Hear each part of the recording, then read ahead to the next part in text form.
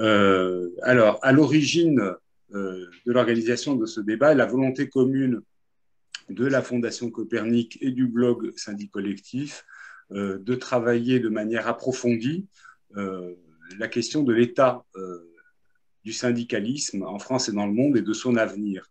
Parce qu'il n'a échappé à personne, évidemment, que l'état du mouvement syndical n'était pas très bon. Le syndicalisme est très affaibli.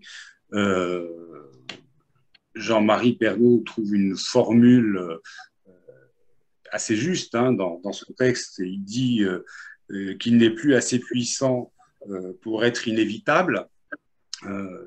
Les choses maintenant se passent malgré le mouvement syndical. Qu'est-ce qui explique son affaiblissement, son déclin? Est-ce que ce déclin est inéluctable? Est-ce que, comme l'a dit Laurent Berger, le syndicalisme est mortel? Est-ce que son destin est indissociable? Excusez-moi, je fais entrer en même temps les retardataires. Est-ce que le destin du syndicalisme est indissociable, complètement lié à celui de l'ensemble du mouvement ouvrier? Est-ce qu'il doit suivre exactement les mêmes évolutions ou est-ce qu'il a ses utilités propres qui le distinguent et qui peuvent lui permettre de connaître un cours et suivre d'avoir un avenir différent? Quelle est la part, par exemple, de l'évolution des modes de production dans le déclin du syndicalisme tel qu'on le connaît aujourd'hui? Quelle est la part des échecs des mouvements ouvriers en général dans ce déclin? Quelle est sa part propre aussi dans ses choix? Est-ce qu'il est resté déconnecté des évolutions des 40 dernières années et est-ce qu'il s'est de plus en plus éloigné du salariat tel qu'il est? Est-ce que est-ce qu'il a aussi repensé ses modes de fonctionnement démocratique comme il aurait fallu qu'il le fasse? euh, Voilà, ce sont des questions que nous souhaitons aborder et aborder le plus globalement possible.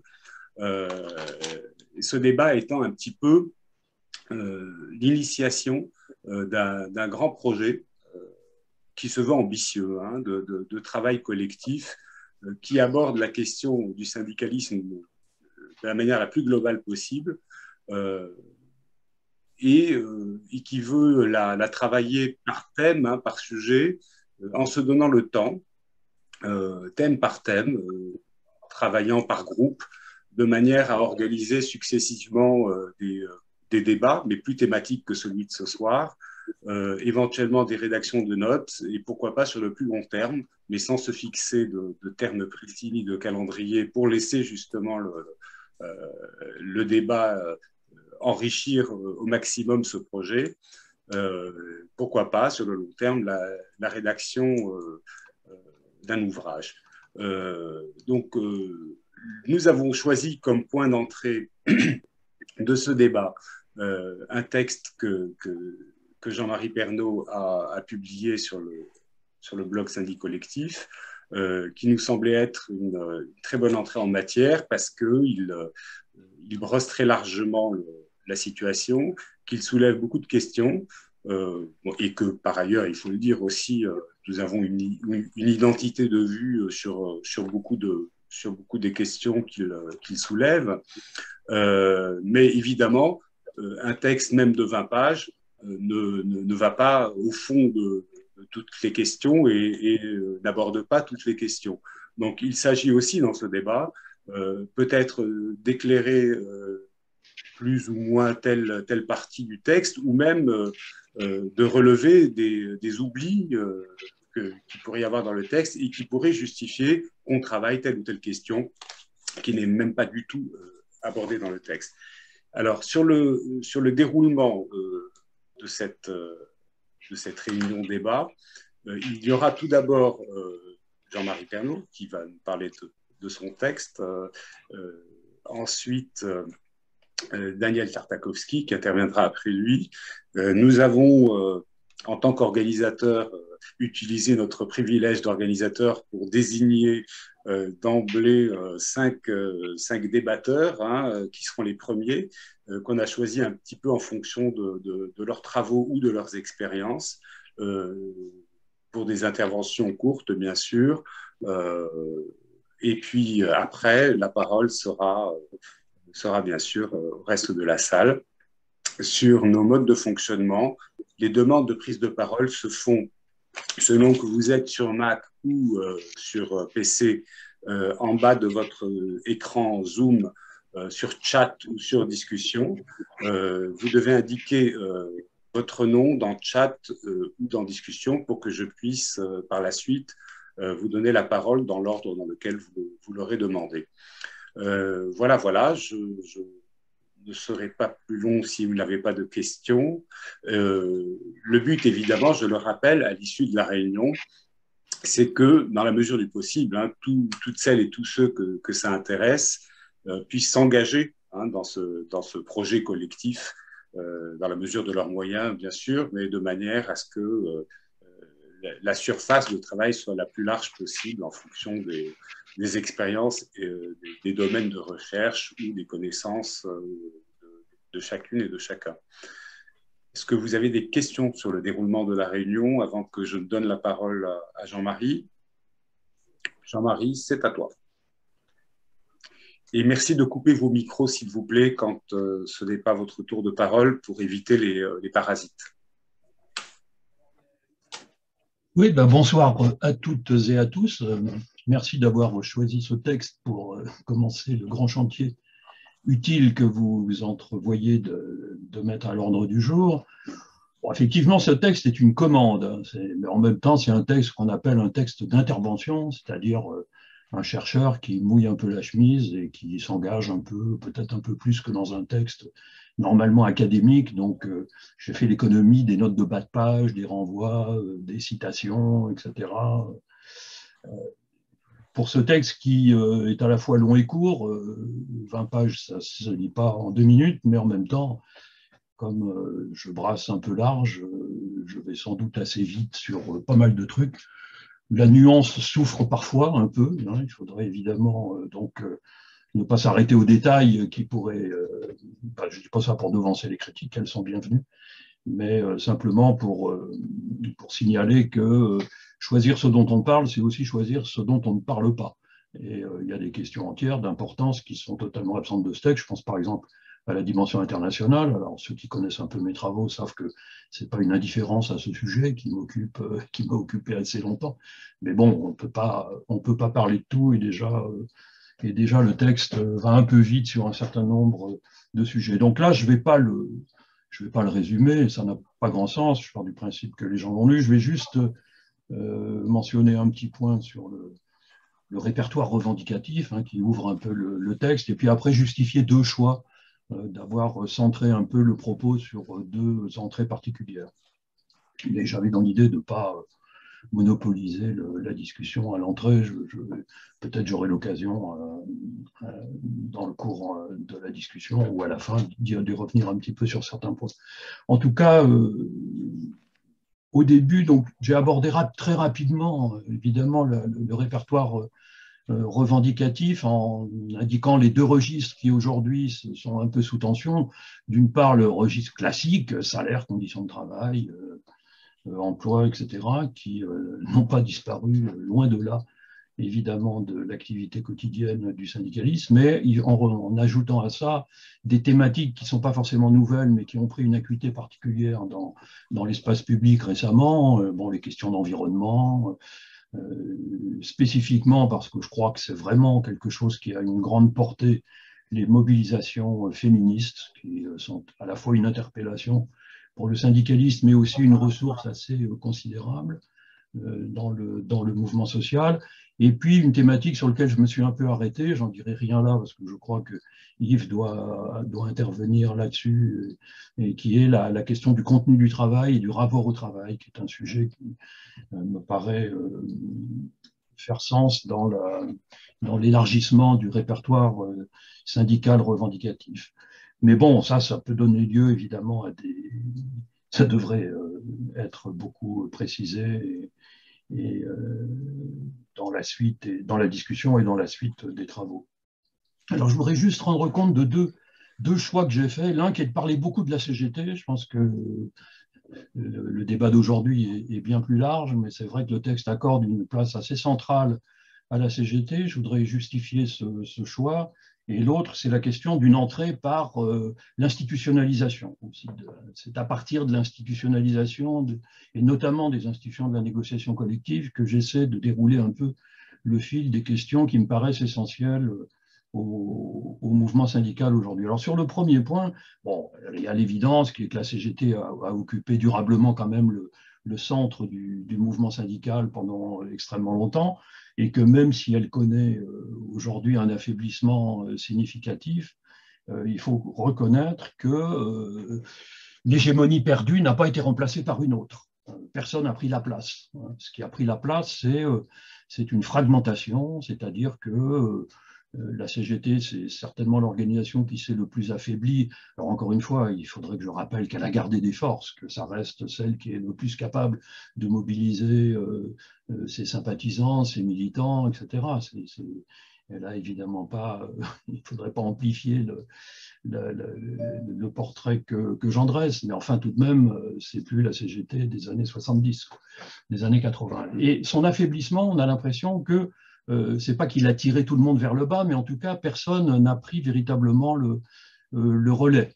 Et bon, la CFDT est devenue première aux élections sociales, mais enfin, c'est plutôt la CGT qui est devenue deuxième, parce que c'est elle qui perd des voix. La stabilité l'emporte sur le reste, à part peut-être la CGC, pour des raisons sans doute liées à sa sociologie, la catégorie cadre, qui non seulement est croissante, mais devient aussi le plus importante dans les entreprises, le travail d'exécution étant le plus largement externalisé. Et puis la deuxième organisation qui tire un peu son épingle du jeu récent, c'est la FSU, alors qui est une organisation plus sectorielle, évidemment, mais enfin qui est née dans un contexte un peu difficile et qui a tout de même réussi à imposer une certaine puissance syndicale dans son secteur. Pour le reste, FO est dans sa grande stabilité de 30 ou 40 ans, la CFTC se survit à peu près au même niveau, et les nouveaux venus peinent à trouver leur place, et on a le sentiment qu'ils sont aussi à des paliers de représentativité. Donc au fond, personne ne progresse, et on a le sentiment que le fait que la CGT entraîne un peu tout le monde, c'est-à-dire, ou plus exactement, pour le dire de manière plus positive, qu'il y aurait une espèce de solidarité de fait entre les syndicats, et que le glissement, la dérive de la principale organisation, finalement, embarque un petit peu tout le monde dans son cours. Enfin, c'est une hypothèse, hein, ça se discute, mais en tout cas, ça a une certaine importance de voir ça, parce que ça veut dire que finalement, la CGT reste la clé un peu du problème. Et sans déblocage interne de ce côté-là, sans retour à une dynamique de progression de son audience et de sa capacité d'action, ce que j'appelle la puissance syndicale, eh bien, il est fort à parier que le syndicalisme français aura beaucoup de mal à sortir de l'ornière dans laquelle il est maintenant depuis une trentaine d'années. Encore une fois, ça ne veut pas dire qu'il a disparu de la scène ou que rien ne se passe, hein, mais ce que je veux dire, c'est en termes de dynamique, il y a tout de même le constat qu'il y a une certaine difficulté à se rendre incontournable, que ce soit auprès des employeurs ou auprès de la puissance publique. Le deuxième parti pris que j'ai pris, c'est de rentrer par la question de l'institutionnalisation. Alors, ce n'est pas d'une originalité bouleversante. Bon, en ces temps où on a eu depuis 2 ans le mouvement des Gilets jaunes, c'est-à-dire des gens hors système qui portent un jugement un peu global sur le fait que finalement, dans le système, on trouve aussi les syndicats, enfin que ceux-ci sont quand même arrimés à un certain nombre d'institutions. Bon, ce qui est aussi relativement incontestable, et je démarrais au fond par ce constat pas très original non plus, qu'on ne sortait pas comme ça de la question de l'institutionnalisation, qu'il ne suffisait pas d'ailleurs de quitter les institutions pour régler le problème, et que c'est une question qui amène à gérer un certain nombre de contradictions entre le fait que les institutions, et notamment la négociation collective, sont des acquis, sont des conquêtes sociales d'un passé où les rapports de force ont permis d'obliger à la négociation, les conventions collectives sont des acquis des luttes.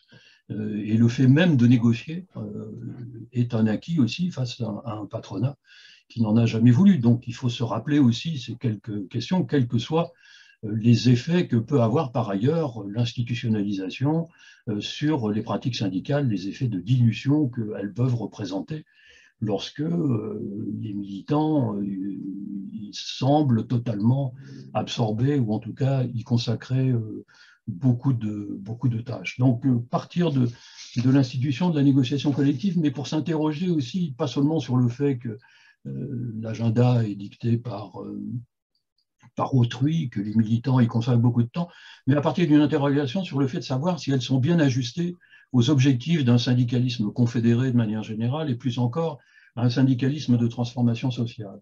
Et c'est par ce biais-là que j'essaie de rentrer dans cette idée que, au fond, il y a eu cette espèce d'assignation du syndicalisme d'abord à la négociation, et à travers ça aussi une assignation de son rôle social à l'entreprise, à quel point, après une trentaine d'années de politique publique qui ont, en tout cas c'était l'affichage, voulu décentraliser la négociation collective et l'amener au plus près du terrain, quels effets ça a eu. Alors, en deux mots, hein, le premier effet d'abord, c'est que c'est une prétendue décentralisation. C'est-à-dire qu'on a effectivement sorti la relation sociale des niveaux les plus centralisés, pour l'emmener où? Vers soi-disant l'entreprise, mais au moment où l'entreprise s'est elle-même diluée dans l'espace, avec le fait de l'externalisation, avec le fait des recours croissants aux prestataires, aux intérimaires, etc. On a des communautés de travail qui sont devenues étirées dans tous les sens et que le syndicalisme est d'une certaine manière, et très souvent, mais pas toujours évidemment, fait un peu piéger dans ce genre d'enfermement, de vis-à-vis. Alors, ça pose une question centrale qui est la question de la représentation, c'est-à-dire qui parle au nom de qui. Et je crois que c'est quand même, si on veut bien lire les mécanismes de retrait un peu de la représentation syndicale, c'est quand même cette question de la légitimité à parler au nom de qui les syndicats parlent-ils, au nom de qui vont-ils négocier, au nom de qui, et parce que c'est tout de même une part importante de leur légitimité que de s'interroger là-dessus. Et je pense que cette espèce de trappe qu'a représenté l'assignation à l'entreprise a eu des effets relativement dévastateurs sur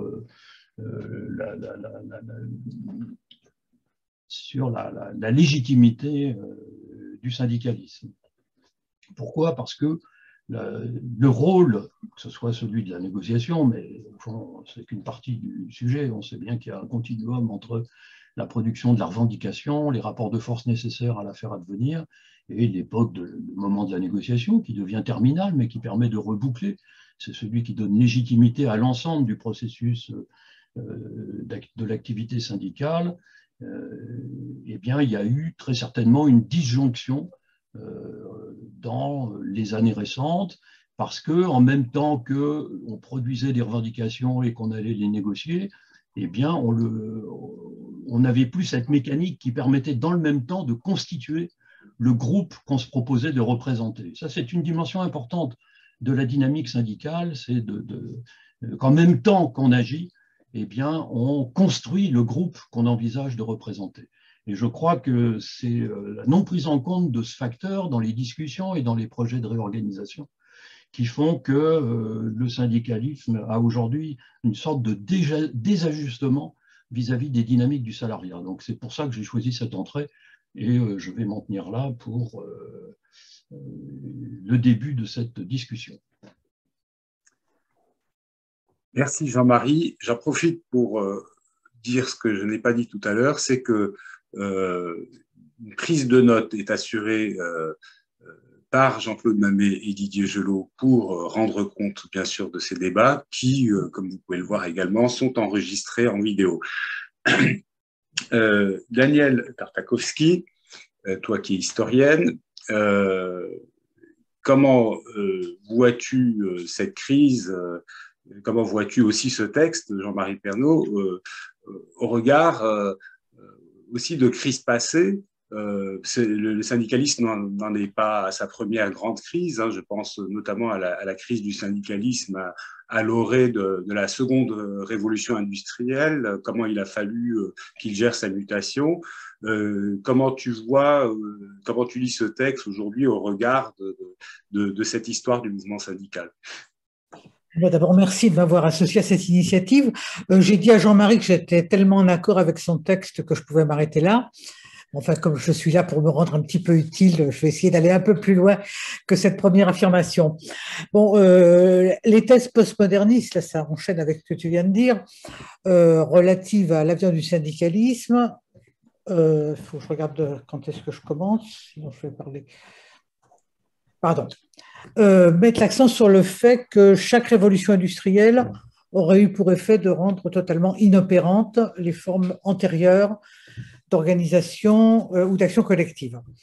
Alors, des données indéniables à l'appui, je ne vais pas répéter ce que Jean-Marie a dit, faiblesse du taux de syndicalisme, fonctionnement trop vertical, une suite d'échecs en France, en tout cas depuis 2003, une multiplication de mouvements impliquant en partie des salariés, mais revêtant d'autres formes, qu'il s'agisse des gilets jaunes ou des colères, telles qu'elles se sont appelées, des mouvements qui, selon moi, sont davantage asyndicaux qu'antisyndicaux, mais je me demande si ce n'est pas plus grave dans ce que ça dit sur le rapport à la forme d'action syndicaliste telle qu'elle s'était historiquement constituée.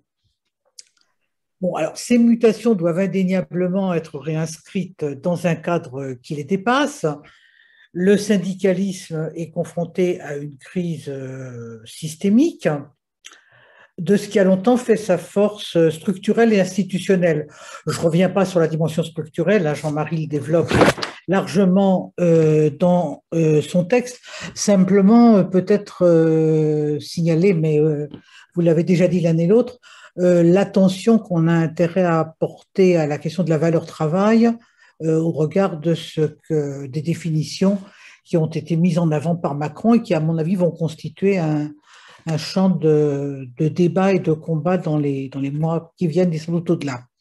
Alors, sur le plan institutionnel, des syndicats qui ont longtemps été reconnus pour des porteurs, des administrateurs, a écrit quelqu'un, de l'intérêt général, à la faveur des espaces de lutte, de négociation, de gestion, de tout à la fois, qui avaient été ouverts par les réformes de la libération, et qui ont permis à la figure du travailleur de s'imposer comme la figure de l'universel.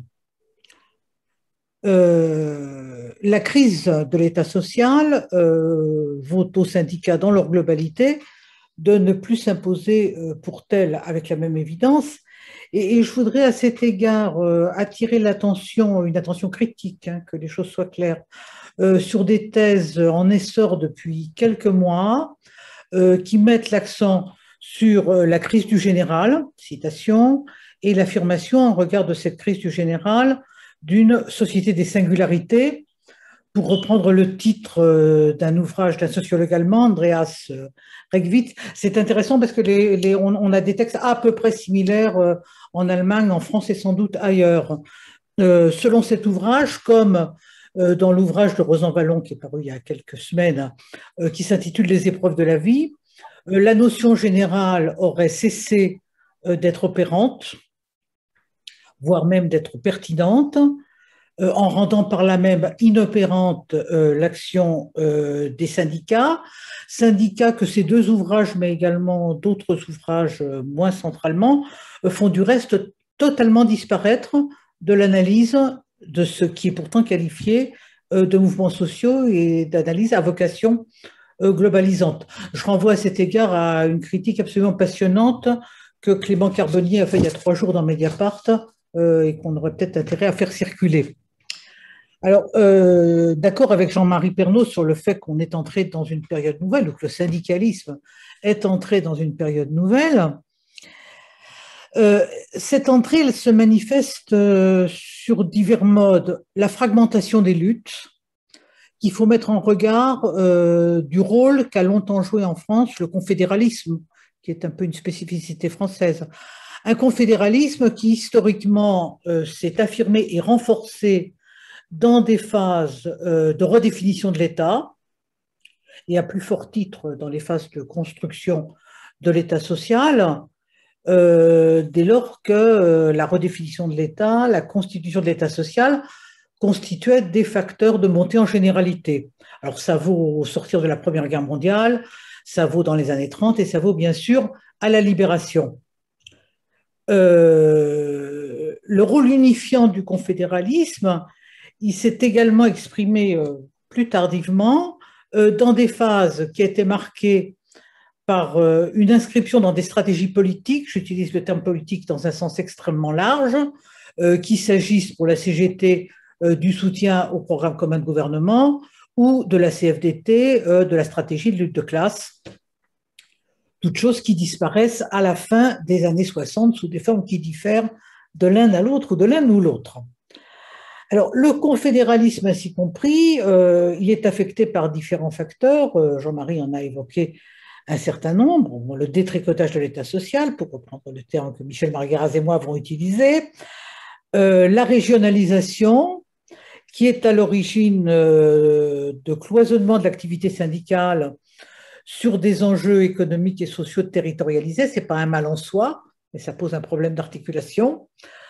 L'ensemble des lois participant de l'assignation à l'entreprise, je n'y reviens pas puisque Jean-Marie vient de le développer, mais évidemment, en dehors de ce que Jean-Marie soulignait il y a un instant, mettre l'accent sur la simultanéité de cette assignation à l'entreprise et de réponses nationales qui mettent au cœur la question des primes et non plus du salariat et qui amènent à une gestion du travail et des rémunérations tout à fait nouvelle. Alors, bien sûr, on pourrait voir dans tous ces facteurs des éléments qui sont propres à favoriser des pratiques plus horizontales et à prendre en compte les singularités qu'il faut indéniablement prendre en compte, mais le problème est de voir comment, à partir de ces éléments, on peut néanmoins créer le commun du syndicalisme. J'emprunte cette formule à d'autres. Pour le moment, des effets qui sont des effets perturbants en matière de lutte, des grèves à l'étiage dans le secteur privé, les conflits majeurs se déployant par ailleurs face aux plans sociaux, un glissement en termes de forme de lutte de la grève vers les manifestations. Dans une intervention sur le mouvement de 95, Annick Coupé disait avant, on manifestait pour accompagner la grève, et en 95, on a fait grève pour permettre aux manifestations d'avoir une certaine ampleur. Je pense que c'était peut-être un peu radical comme formule pour 95, mais en tout cas, dans les temps qui sont les nôtres, c'est indéniablement un élément à prendre en compte. Le rôle que sont amenées à jouer les unions locales par défaut, dans les analyses qu'il avait fait sur les Gilets jaunes, Julien Michy mettait l'accent sur le fait que la carte des premiers barrages de Gilets jaunes, c'était la carte des déserts syndicaux, révélant la présence de toutes petites entreprises ou de petites entreprises sans structure de négociation et sans syndicat depuis des années ou qui n'en avaient jamais connu. Et avec à partir de là, effectivement, des missions de substitution qui sont données à certaines UL. Un secrétaire de l'UL de Saint-Giron disait au Monde: on en est arrivé à faire le travail de l'État. Même l'inspection du travail nous envoie des gens. 90% des gens qui viennent à l'UL ne sont pas des syndiqués. Donc, une question, et ça va de pair avec ce phénomène de dilution qu'évoquait Jean-Marie, quoique sous d'autres formes, comment intervenir dans ces déserts syndicaux qui, eu égard aux mutations du procès de travail, vont aller en s'amplifiant. Qu'en est-il des syndicats de sites qui ont été tentés dans un certain nombre de lieux, mais relativement restreints? Question. Dans ce cadre-là, multiplication des luttes sociétales, telles qu'on les nomme, avec certes des interactions qui, fin du monde, fin du mois, hein, mais qui ne génèrent pas ipso facto du commun. Alors bien sûr, à une échelle macro, des rapprochements exprimés d'une part par l'appel pour un pacte social et écologique et d'autre part par plus jamais ça, le fait qu'il y en ait deux est déjà un facteur amplifiant de ce que Jean-Marie écrit par ailleurs dans son texte. Mais si on a ces amorces de réflexion intéressantes à un niveau macro, on constate qu'elles sont pour le moment très peu relayées, voire moins sur le terrain, et que ça s'accompagne à un phénomène d'émiettement qui paraît sans fin. J'attire là encore l'attention sur un ouvrage qui est sorti le mois dernier, Réjeanne Sénac, l'ouvrage Radical et fluide des mobilisations contemporaines, très intéressant mais très dérangeant. Très dérangeant parce que ça paraît être un émiettement sans fin. Et quand on l'a lu, bon, donc c'est des entretiens avec 130 dirigeants de mouvements et associations multiples et divers, avec une place importante des mouvements féministes, mais pas exclusivement, des spécistes également, la Ligue des droits de l'homme est présente. On voit mal quand on a fini, quand on a tourné la dernière page, comment on va pouvoir se parler encore. Je ne parle pas d'agir. Bon, toutefois, j'en ai presque terminé, il faut être attentif à une situation paradoxale de ces dernières années, puisque en même temps qu'on a ce tableau qui est indéniablement perturbant, une mobilisation rarement égalée. Avec, après la séquence qui a été initiée par les luttes contre la loi El Khomri et la riposte sécuritaire engagée par Valls, il me semble que c'est Valls qui marque une coupure dans les grandes séquences avec lesquelles il faut qu'on travaille. Les 32 premiers mois du quinquennat de Macron, marqués par 21 mois de mobilisation quasiment continue, c'est du jamais vu.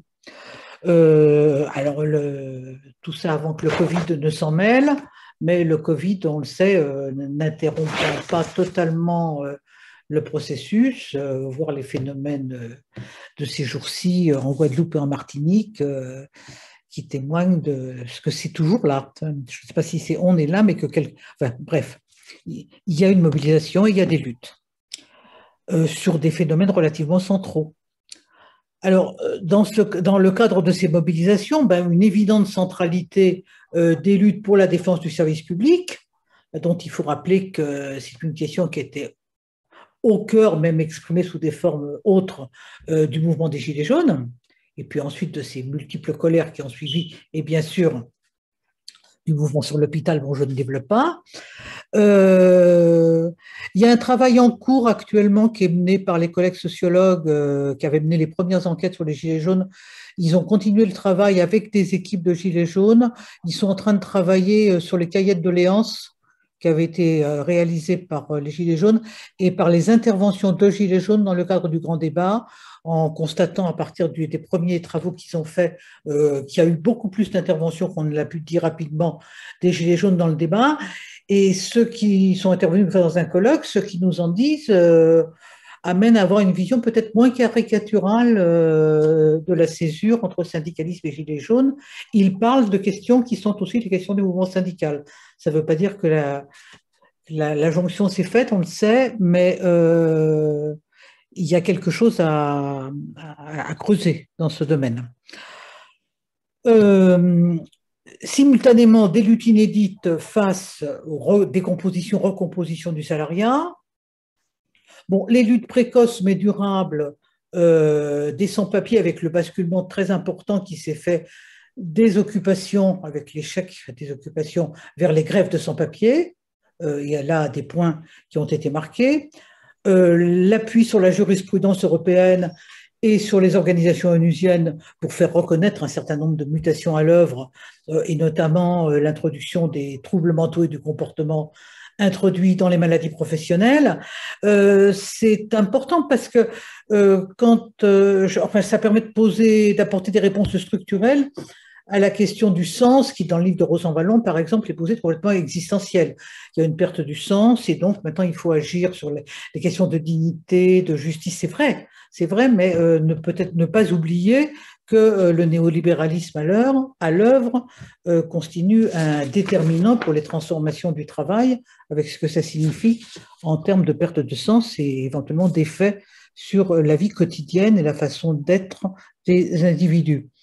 L'ubérisation, bon, je crois que tous ceux qui sont là connaissent tout de l'émergence de mobilisations de syndicats ou d'organisations non syndicales, mais qui travaillent ensemble et qui ont marqué des points à l'échelle nationale et internationale. En France, des contradictions, puisque reconnaissance du fait qu'il y a une fiction d'indépendance, mais en même temps, une ordonnance qui les organise en tant qu'indépendants, ce qui amenait un des responsables du syndicat peut-être des syndicats, je fais un trou, de dire qu'on était en train de les obliger à refaire les luttes que les travailleurs ont menées depuis 150 ans.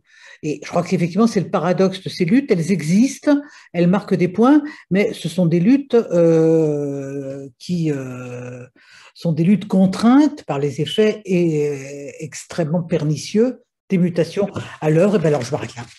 J'avais quelques questions, mais comme des questions, je m'arrête là. Merci, Daniel. Donc, éclatement du salariat, qui est un phénomène relativement récent. L'éclatement du mouvement syndical en France, lui, est bien plus vieux et fait partie des gros handicaps de ce mouvement. Benoît Test, la FSU a toujours mis cette question de l'unité au premier chef de ses préoccupations. Encore récemment, dans votre congrès, comment expliquer cet éclatement, la persistance de cet éclatement dans une situation générale de faiblesse et quelles sont les issues possibles à cette désunion? Oui, merci de l'invitation. Merci de la question qui n'est pas simple. En plus, en 5 minutes, c'est un peu une gageure, mais je vais du coup développer 2-3 idées très, très rapidement en réponse à la question pourquoi l'éclatement? Parce qu'il est toujours beaucoup plus facile de se diviser que de s'unir. Ça, c'est une évidence, parce qu'on trouvera toujours des raisons de division. Historiquement, il y en a eu beaucoup, hein, que ce soit sur les orientations syndicales, les orientations politiques, la manière dont on organise en interne les débats, les champs de syndicalisation, la manière dont on syndique. La FSU, elle est née en 1993 de l'éclatement de la FEN sur plein de questions en vrai, hein, mais aussi sur une question de comment on organise la syndicalisation des métiers. Est-ce que c'est par champ professionnel? Est-ce que c'est aller à une échelle plus grande sur fond de plein de débats autres, hein. Et la FEN elle-même, c'était finalement une fédération qui avait choisi l'autonomie du monde enseignant par refus de choisir par rapport à une division en 1947, la CGT et Force ouvrière. Et donc, c'est paradoxal, évidemment, de recréer une 3e fédération quand vous prétendez qu'il faut maintenir l'unité. Mais historiquement, ça a été la seule modalité pour effectivement maintenir dans certains secteurs au moins l'unité. Et aujourd'hui, la FSU, elle est effectivement toujours sur cette perspective de créer un outil unitaire que la FSU pense être dans certains secteurs, mais qu'elle ne créera pas toute seule. Et c'est une autre évidence aussi. La FSU, effectivement, pas plus que d'autres, ne parviendront à être les seuls à créer l'unité autour d'eux. Donc, c'est effectivement la première réponse, c'est parce que effectivement, historiquement, il y a une construction qui fait que et il y a des réalités aussi de syndicalisation, de secteurs où les uns les autres sont plus ou moins importants, qui font que ce ne sont pas des questions simples à dépasser, mais qu'en même temps, j'ai envie de dire, ce dépassement est absolument nécessaire et est une urgence. La deuxième chose, on a beaucoup parlé là jusqu'à présent et je pense que c'est vraiment intéressant et important de creuser cette question de la faiblesse en nombre d'adhérents et je crois que c'est complètement lié aussi à l'éclatement. Moins on a d'adhérents, plus on a tendance à se diviser parce que, et ça a été aussi une volonté du pouvoir politique et du patronat de façonner ce syndicalisme-là, parce que quand on a un syndicalisme qui a peu d'adhérents, qui est peu représentatif de collègues, alors on développe des formes syndicales qui sont dans le pur commentaire. On développe des syndicats qui sont des commentateurs qui sont plus ou moins à gauche, à droite, en tout cas avec des positionnements politiques, mais avec des nuances chacun et chacune, et qui se font concurrence dans des élections, qui ont besoin d'avoir des voix aux élections professionnelles, mais qui n'ont pas besoin d'adhérents et qui sont donc pas représentatifs d'une diversité de personnel ou de salariés. Et donc, finalement, ça convient très bien aussi au pouvoir hein, d'avoir des syndicats qui sont sur des postures, sur des positionnements, qui commentent. Ça a été beaucoup favorisé dans la dernière période, hein, mais pas seulement, mais dans la dernière période, si on prend la loi travail, si on prend dans la fonction publique la fin de la compétence de certaines commissions paritaires qui avaient justement un lien direct avec le quotidien des collègues, eh ben ça a été supprimé au profit d'instances beaucoup plus déconnectées où on demande aux syndicalistes finalement de commenter la politique suivie et de ressembler à l'administration qu'elle a en face hein, et de parler le même langage et de ne pas être forcément les représentants d'une base puisque la base, précisément, elle en a moins, elle a moins d'adhérents. Donc, je pense que ces questions sont complètement liées et ça doit nous inciter à réfléchir évidemment aussi à la syndicalisation. Troisième chose, l'éclatement, peut-être dernière chose d'ailleurs, hein, mais si on est rapide, l'éclatement, il faut le relativiser. Effectivement, des intersyndicales qui fonctionnent et qui ont une capacité d'entraînement, on l'a dit sur les retraites, et beaucoup de choses se font aujourd'hui, et en particulier entre CGT, FSU et Solidaire. Peut-être que Simon développera, je crois, tout à l'heure, ce qu'on peut faire dans le cadre de Plus Jamais ça, mais je pense que les exemples sont multiples et ont évolué favorablement dans la dernière période. Alors avec l'inconvénient que ça restreint les intersyndicales à cet arc de force, parfois il y a FO, très rarement il y a la CFDT et l'UNSA, donc ça cantonne finalement aussi et ça identifie encore plus un syndicalisme qui serait celui de la transformation sociale contre un syndicalisme qui serait plus dans la discussion, dans la négociation et vous voyez tous ce à quoi je fais référence, évidemment. Le syndicalisme qui serait plus raisonnable par rapport à d'autres qui seraient plus oppositionnels. Donc ça, c'est l'écueil, mais ce n'est pas du tout ce qu'on veut construire.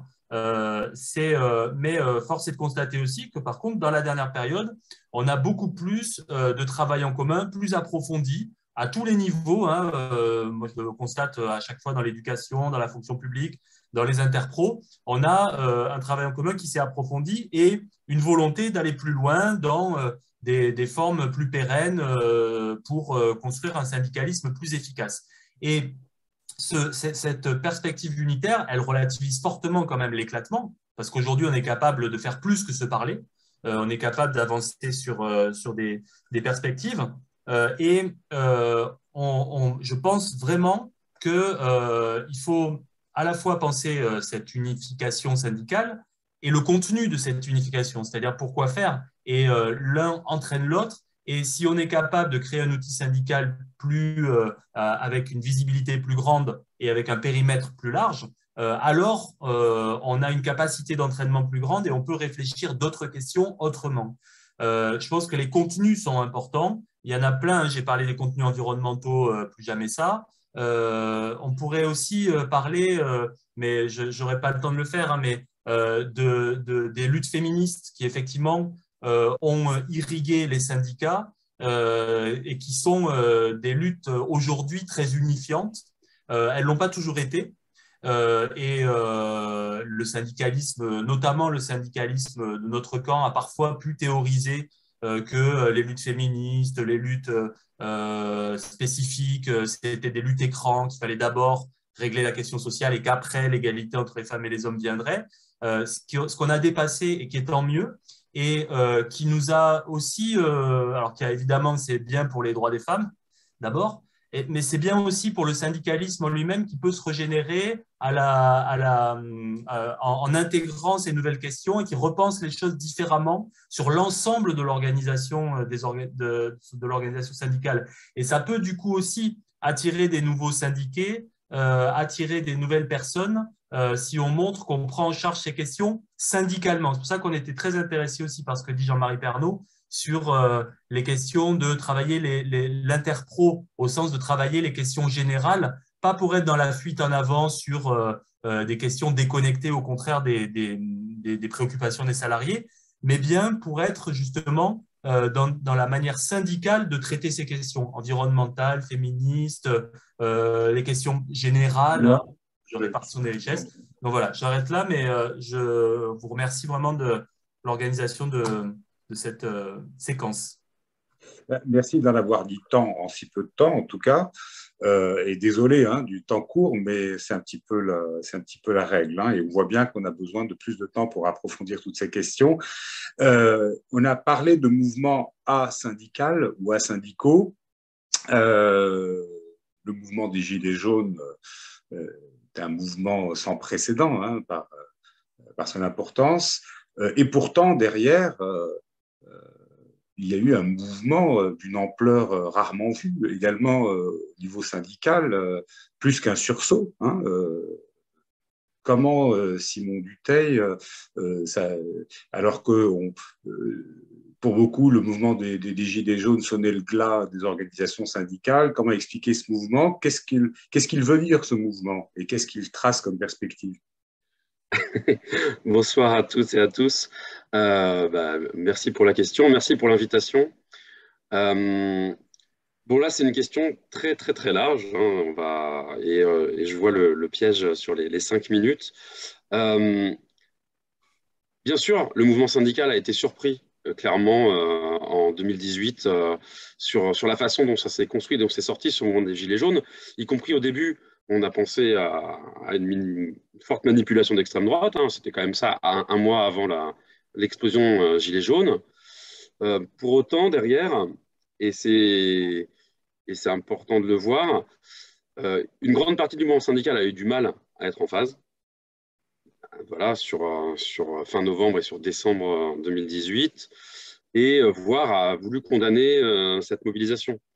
Alors, je ne vais pas rentrer dans le détail de ce que ça veut dire, parce que ça a été, je pense, déjà un peu abordé, notamment par Daniel tout à l'heure, y compris sur la question des déserts syndicaux. Enfin, voilà, il faut être clair sur l'incapacité du syndicalisme aujourd'hui à toucher la majorité, en tout cas l'intégralité du salariat, c'est sûr, et peut-être même la majorité. C'est ça un des défis qui se pose à nous aujourd'hui. Bon, pour autant, toutes les organisations n'ont pas répondu de la même manière. Et puis, très vite, il y a des organisations syndicales qui ont quand même appelé à faire des liens, des passerelles. Et on l'a vu, et on le voit maintenant, 2 ans, 3 ans après, qu'il y a pas mal d'endroits où il y a eu des liens qui sont noués. Il y a eu de la syndicalisation. En tout cas, on en a parlé avec des camarades de la CGT. Et nous, à Solidaire, on a aussi pas mal de personnes qui sont issues du mouvement Gilets jaunes. Alors, ce n'est pas la masse totale, mais c'est assez intéressant. Et ce que ça a eu derrière comme effet, c'est que ça a bousculé, en fait.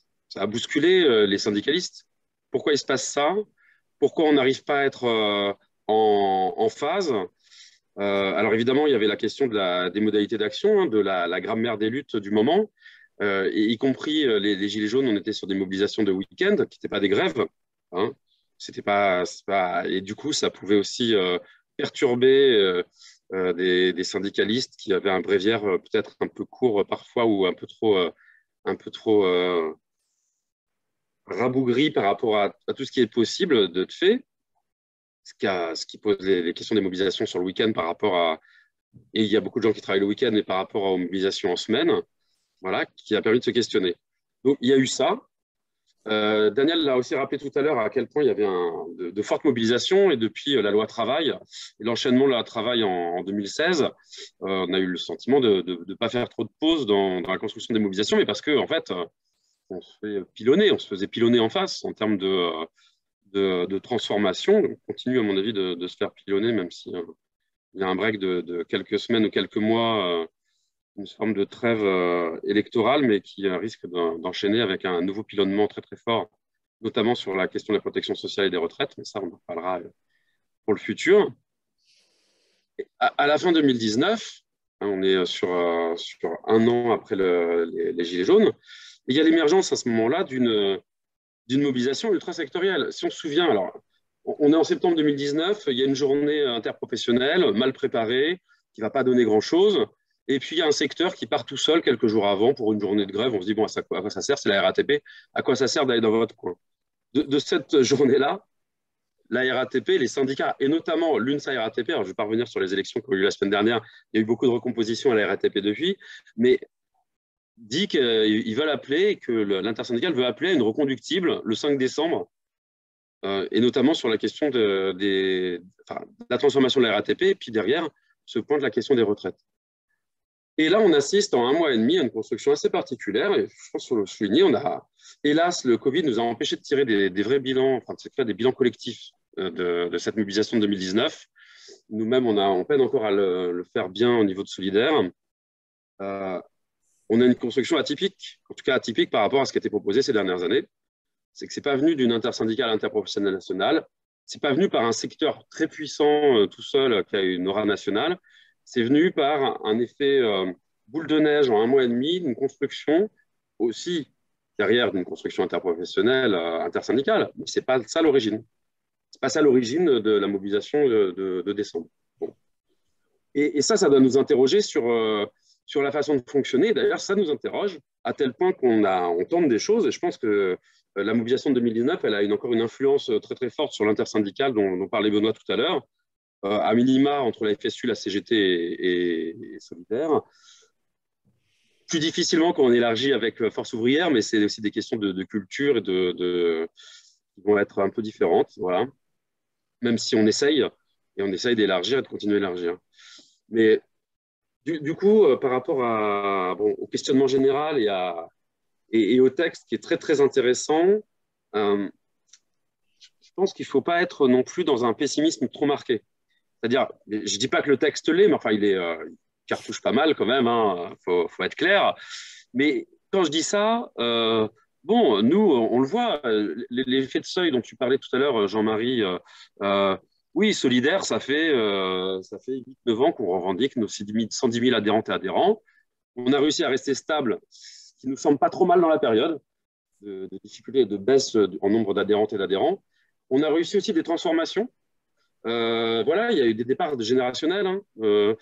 Daniel, tu parlais d'Annick tout à l'heure, et d'autres camarades voilà, on a eu des changements de génération, puis on a aussi des évolutions dans nos champs de syndicalisation qui existent aujourd'hui, qui sont aussi à prendre en compte. On perd du monde, clairement, dans ce qu'était la fonction publique d'État, dans cette dégradation, dans plein de choses qui arrivent et qui sont liées à la baisse des effectifs, qui sont liées à des attaques longues, et puis en même temps, on se développe aujourd'hui dans des secteurs dits de logistique. Je suis déjà trop long, j'ai l'impression d'avoir juste commencé. Voilà, un syndicat, et je vais finir là-dessus, un syndicat comme celui qu'on a développé à Amazon, aujourd'hui être capable d'avoir des syndicalistes qui développent là-dedans quelque chose qui nous semble fort, c'est-à-dire une présence syndicale sur le terrain, qui est capable d'essayer de faire des grèves sur des journées comme le Black Friday la semaine dernière ou des choses comme ça. Ça veut dire quelque chose aujourd'hui aussi de la vitalité du syndicalisme. Il n'y a pas que Solidaire. Je veux dire, la CGT s'implante aussi à Amazon, il y a d'autres structures. Donc, on arrive encore à être en phase, à mon avis. Par contre, rediscuter effectivement des déserts syndicaux, comment on va lutter contre. Et moi, je suis persuadé que c'est l'approche territoriale, en tout cas, c'est ce qu'on essaie de faire à Solidaire. C'est-à-dire qu'on ne va pas combler des déserts syndicaux en envoyant un secteur aller visiter d'autres personnes. Il faut être capable d'avoir une approche interprofessionnelle qui réfléchisse et qui réfléchisse aussi des acquis et des forces de ce qui a pu exister à un moment donné quand on pense à ce qu'ont pu être les bourses du travail. Bon, j'arrête là. Je n'ai pas du tout abordé par ailleurs les questions écologistes, féministes ou plus jamais ça. Voilà, c'est pas très grave là, mais ça reviendra peut-être dans la discussion plus tard. Dans la discussion plus tard ou dans nos débats à venir, qui seront des débats plus thématiques et plus ciblés. Je rappelle qu'on essaie de brosser un tableau général et d'en faire émerger des thèmes de travail entre nous pour pousser justement au bout cette réflexion et pousser toutes les réflexions aussi loin qu'on peut les pousser. Dans le texte de Jean-Marie Pernaut, puisque c'est un peu ce texte qui nous sert un peu de colonne vertébrale à ce débat, il est dit à un moment donné que la période où on échangeait l'acceptation du lien de subordination contre des avancées sociales, elle est révolue. Et là, je me tourne vers Yves Bongiorno, qui a beaucoup travaillé sur la question du travail à la CGT, travailler sur la question du travail.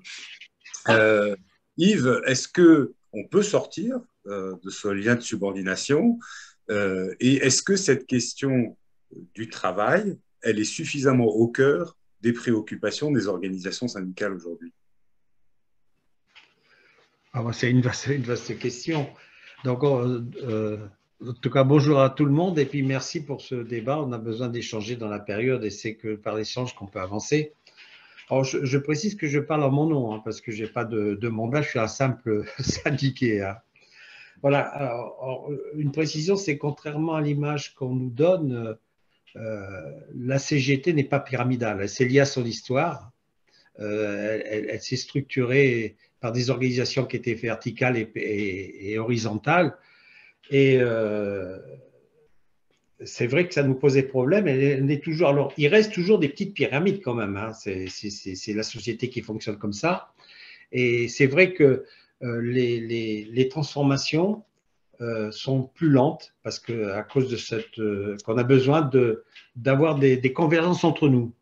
Et alors en même temps, alors je dis toujours en caricature, c'est qu'on ne se trompe pas tous en même temps. Donc, ça nous permet des fois de retomber sur nos pattes et c'est ce qui se passe, c'est que dans la difficulté, chacun essaye à sa manière. Et alors moi, je vais partager un peu de ce qu'on a commencé à faire sur la démarche syndicale. Alors, j'aurais bien des choses à dire sur d'autres thèmes, mais comme le temps nous est compté, on est obligé de se rester sur un point. Alors, la question de la démarche syndicale, de mon point de vue, ça ne concerne pas que la CGT. Je pense que c'est tout le syndicalisme qui est confronté au même problème. Alors, alors ça s'est dit déjà dans le débat, grâce aux luttes passées, on a gagné en représentant du personnel, on a eu des moyens d'intervention qui étaient positifs. Mais cela nous a conduit à une démarche délégataire dans nos pratiques. Alors ça a été dit. Alors, nous sommes perçus par les travailleurs comme des collecteurs de plaintes et beaucoup d'entre nous se comportent comme ça. C'est-à-dire que beaucoup de camarades, ils se plaisent à ça. Et donc, il faut essayer de changer. Alors, je caricature un peu en disant, par exemple, la démarche qu'on a habituellement, on va voir les travailleurs, on collecte leurs doléances, on les transforme en revendications avec eux ou sans eux des fois, parce que des fois on collecte on construit la revendication sans eux, mais même en la construisant avec eux, on va voir les représentants patronaux, ceux-ci nous font un bras d'honneur et on retourne voir les travailleurs en disant maintenant il faut agir. Voilà. Et ça marche pas. Ça peut marcher des fois, mais ça marche pas toujours. Alors, on a essayé de tenter d'être autre chose que des porte-paroles, parce que moi, je pense que c'est venu dans le débat. Je pense qu'on doit être autre chose que des porte-paroles. On doit être des outils pour que les travailleurs prennent eux-mêmes la parole. C'est un peu plus. Ça veut dire qu'il faut être, bien sûr qu'on peut être porte-parole, mais je pense que ce n'est pas suffisant.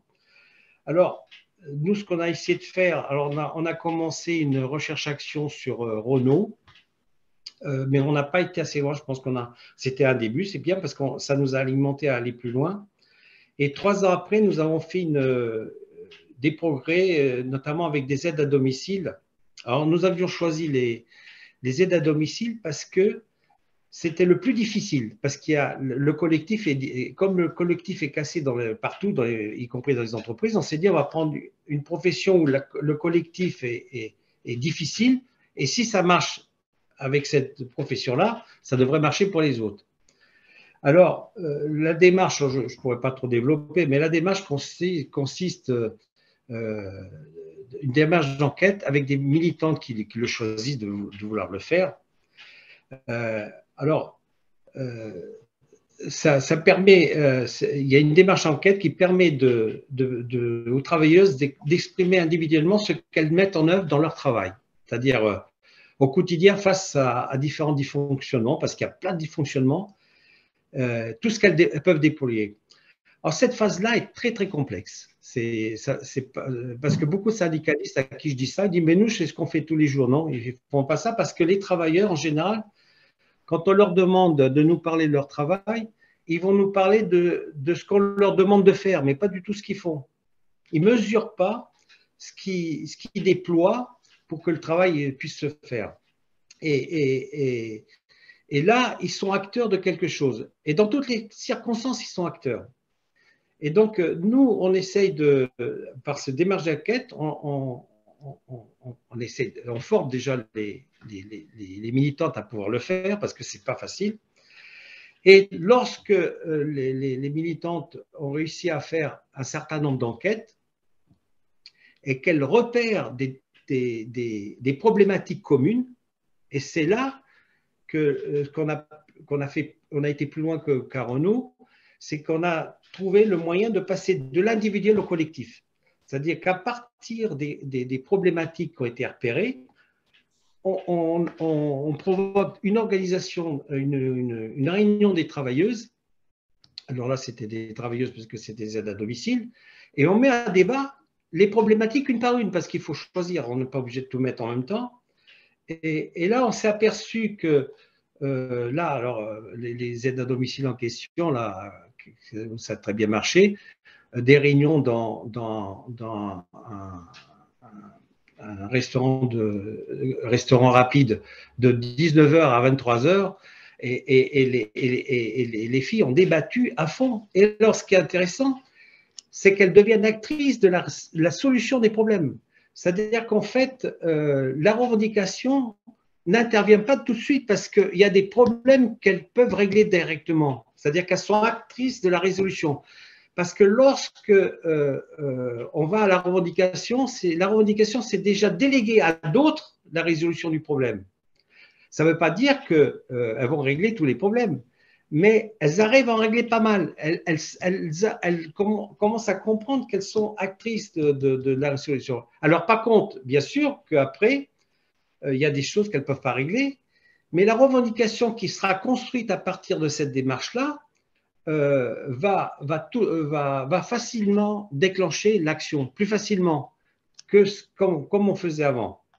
Alors, cette démarche, nous, ce qu'on s'est aperçu, c'est que cette démarche fonctionne mieux avec des jeunes militants qu'avec des anciens qui sont imprégnés de la démarche délégataire. C'est très compliqué parce qu'ils ne perçoivent pas trop comment faire.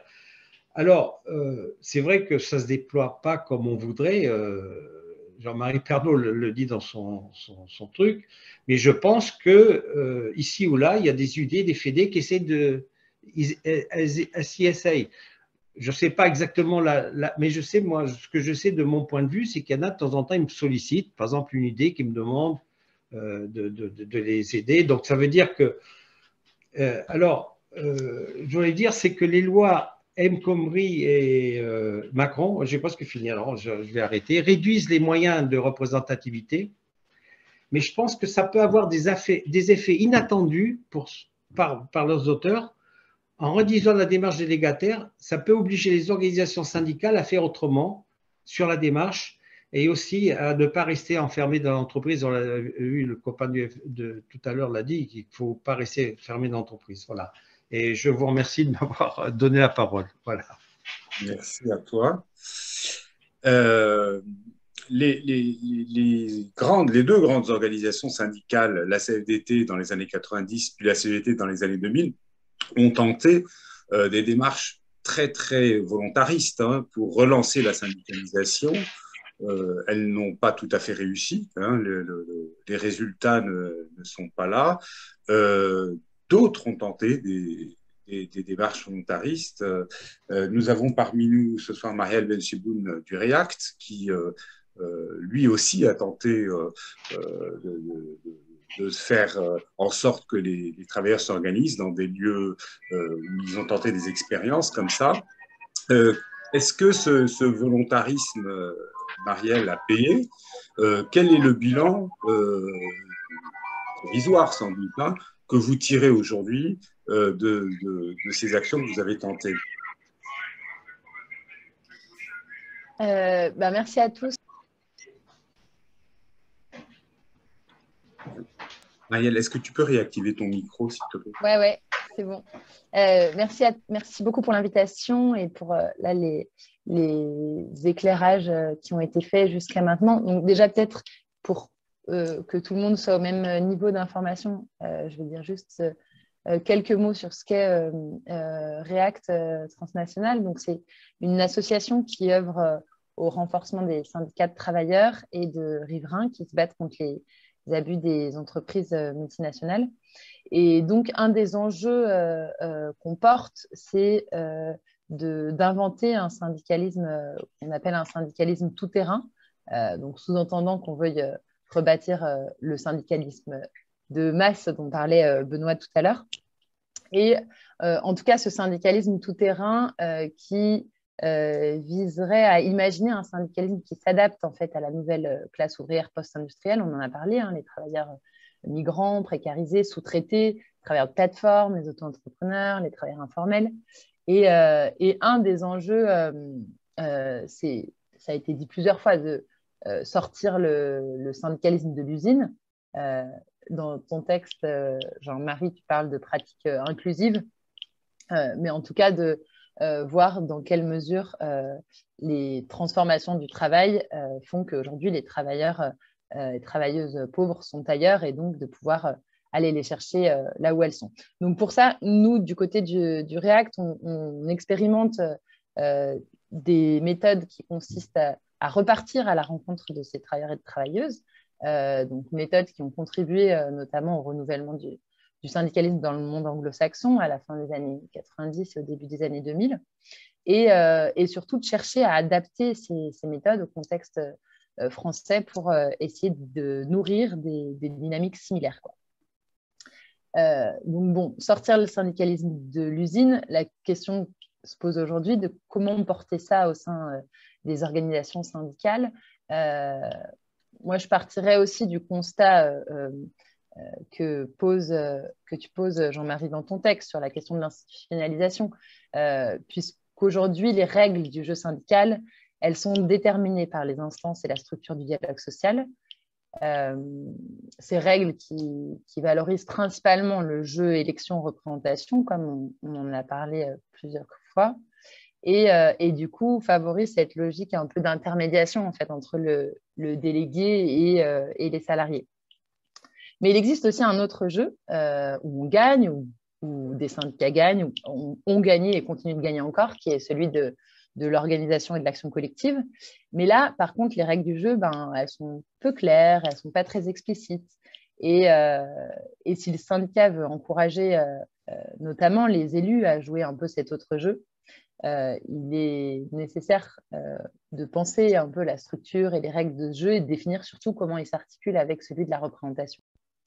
Moi, j'identifierais, pour le dire autrement, j'identifierais peut-être 3 logiques syndicales qui génèrent aujourd'hui des injonctions contradictoires, notamment vis-à-vis des délégués syndicaux. La première, c'est celle donc, de l'élection-représentation. Donc, on attend là du délégué syndical qui représente les travailleurs, qui fasse l'intermédiaire, qui assume en fait cette responsabilité qui est celle de son mandat, notamment donc, dans les négociations avec l'employeur.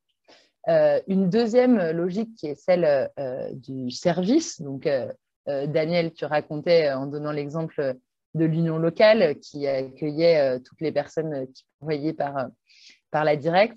En tout cas, on attend du délégué qui va avoir un rôle plus d'assistant, de conseil, qui rend service aux collègues qui ont des difficultés personnelles, un besoin de conseil juridique aussi ou d'appui des démarches auprès de l'employeur. Et puis, il y a une troisième logique qui est celle donc, de l'organisation action, qui est aussi un autre moyen de parvenir à la négociation, mais pas celle qui est structurée dans le cadre du dialogue social.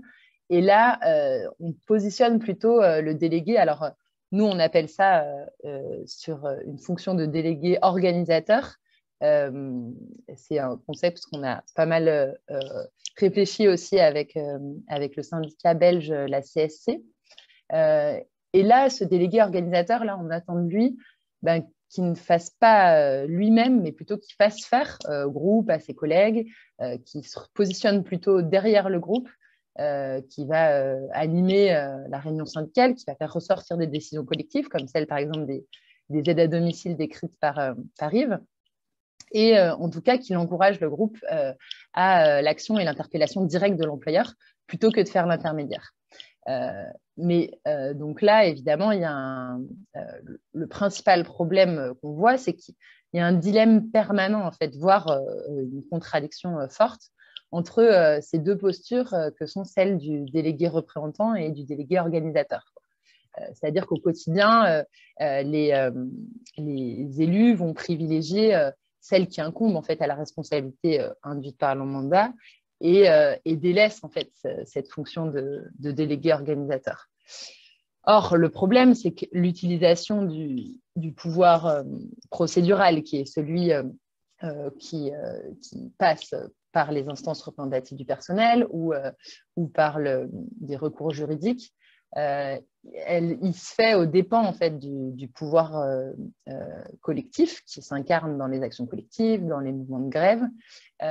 Et en fait, cette utilisation du pouvoir procédural dans de nombreux micro-conflits, elle constitue autant d'occasions manquées en fait, le collectif et de multiplier les expériences d'action collective des travailleurs. Et du coup, nous, on dit souvent que la force collective des travailleurs, c'est comme un muscle. Hein. Il va grossir quand on l'exerce régulièrement et se réduire si on ne l'utilise pas, quoi. Donc, c'est un des principaux problèmes. Pour finir, je dirais que un des enjeux, c'est d'arriver à voir comment adopter un peu cette posture de délégué organisateur qui va chercher à construire des syndicats plus tournés vers l'action. Et pour ça, je citerai 3 pistes et je m'arrêterai là.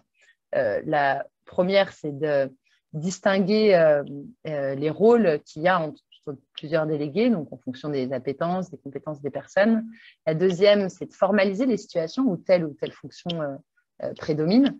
Et la troisième, elle a déjà été dit notamment par Jean-Marie sur l'enjeu de diversifier le répertoire d'action collective qui aujourd'hui peut étoffer et qui nécessite de pouvoir sortir des grèves et des manifestations qui voient aujourd'hui leurs limites, quoi. Merci Marielle. Nous avons beaucoup parlé de la France. Le texte de Jean-Marie parle beaucoup de la France. Romain, toi qui es au secteur international de la CGT, qu'est-ce que tu relèverais aujourd'hui dans les grandes tendances du syndicalisme, dans ce qui se passe ailleurs, à l'international? Bonjour à tous, merci pour ce débat, c'est jusque-là déjà riche, c'est important. Pour aller vite, effectivement, c'est difficile de parler du syndicalisme dans le monde, il y a beaucoup de situations différentes, mais je dirais que s'il y a un fait par rapport au texte, parce qu'il mentionne quand même pas mal de fois, je vais revenir après les questions dans la CGT autour de la FSM et de la CSI, le fait est que le syndicalisme il est en difficulté à peu près partout. En gros, il y a les taux de syndicalisation, c'est ce qu'ils nous disent, même si à la marge, on va avoir des différences. Mais en tout cas, je pense qu'à moins de penser que les directions syndicales ont merdé partout, il faut aussi aller creuser un peu plus loin et je pense moins être sur un aspect peut-être des orientations politiques. Le débat FSM-CSI là, qui anime la CGT, je pense que c'est pareil, cette scission est en partie réelle, mais aussi factice, parce qu'il y a dès qu'on se meut un peu dans le syndicalisme international, il y a plein de problèmes beaucoup plus pratiques et urgents, et sur lesquels il faut avancer, et c'est un peu sur ça que je voulais baser l'intervention. Donc, effectivement, c'est difficile de comparer les syndicalistes parce que tout simplement les perspectives vont pas être les mêmes d'un endroit à un autre. Il suffit de penser à une chaîne de production d'un produit qui est mondialisé. Si vous prenez tous les syndicats de travailleurs le long de cette chaîne, vous allez voir des choses très différentes et qui recoupent par ailleurs pas mal de problématiques que j'ai retrouvées dans le texte. C'est particulièrement fort sur la question écologique. Il y a une dimension mondiale qui est évidente. Il y a des interdépendances assez fortes et et ça renvoie à des faits assez structurels aussi, là encore.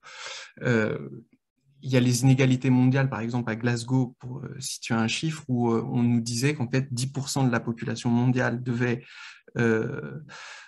baisser, diviser par 3 ou 4 son empreinte carbone, quand les 50% les plus pauvres devaient la multiplier par 3. Et dans ces 10% les plus riches, il y a 50% de la population française. Donc effectivement, c'est difficile de comparer ces situations-là. Et quand on le traite syndicalement, on va retrouver ça sur le fait que quand c'est sur la question de la transition juste, donc qui est la grande orientation syndicale au sein de la CSI, il y a des points d'accord entre les syndicats progressistes européens, par exemple, sur ce qu'il faut mettre en place en termes de conditionnalité d'aide publique.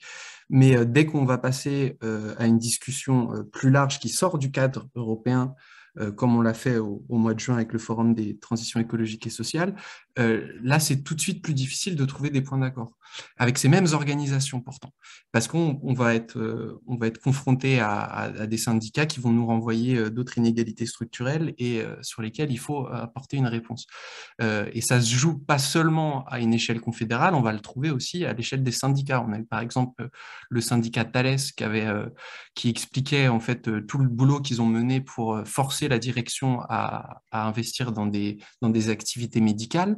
C'était inimaginable pour des camarades d'autres régions, tout simplement parce qu'ils n'avaient pas les espaces dans lesquels l'action syndicale au niveau de la négociation collective et le moyen de mettre la pression qu'avait utilisé Thales, ils ne les retrouvaient pas eux.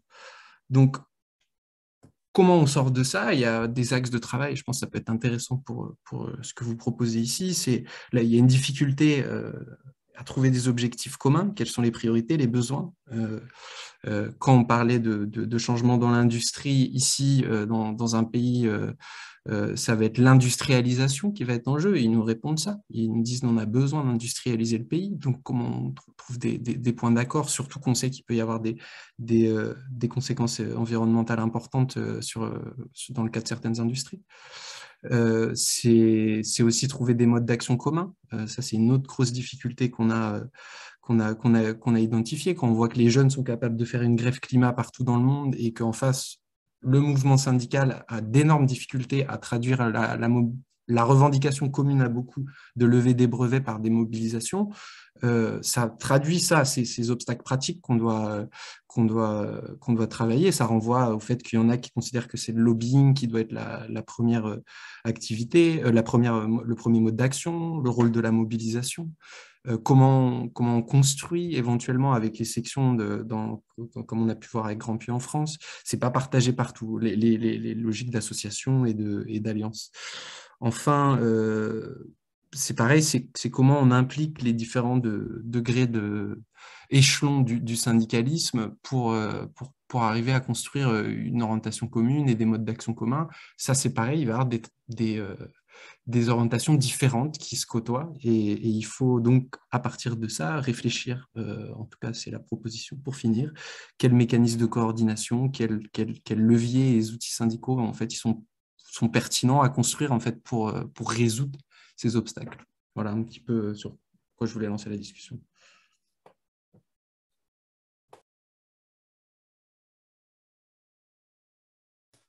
On ne t'entend pas, Karl, il faut mettre ton micro. Oui, Pierre, je m'en suis rendu compte. J'ai coupé mon micro parce que mes enfants étaient en train de crier très fort. Donc, je reprends le micro. Et la parole est à toi, Pierre, justement, puisque maintenant, à partir de maintenant, la parole est aux autres participants. Pensez bien à vous inscrire dans le chat, en discussion ou chat, de manière à ce que je puisse noter vos inscriptions dans l'ordre dans lequel elles sont faites. Vas-y, Pierre.